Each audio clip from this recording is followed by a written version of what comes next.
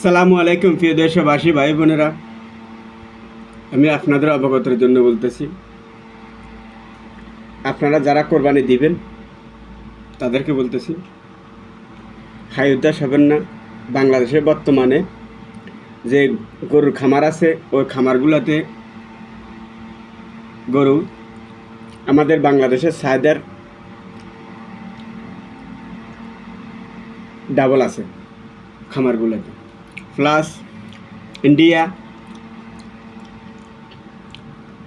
3 বছর আমাদেরকে গরু দেয় নাই, ওই গরুগুলা তাদের অভার হয়ে গেছে। এখন হেরা চাইতেছে গাছ আর কেবল গরুগুলা খেলতেছে বাংলাদেশের দিকে। দ্বিতীয়ত নেপালের সাথে তো ইন্ডিয়া বন্ধ হবার পরে দিয়ে নেপালের সাথে যোগাযোগ শুরু হয়েছে।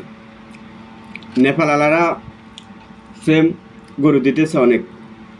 তো আমি আপনাদেরকে বলবো হাইতে হবেন না, আরামসে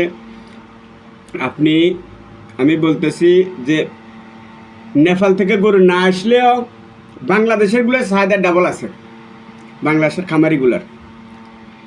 প্লাস ইন্ডিয়ারগুলো তো ওভারে রয়েছে, নেপালেরগুলো ওভারে রয়েছে।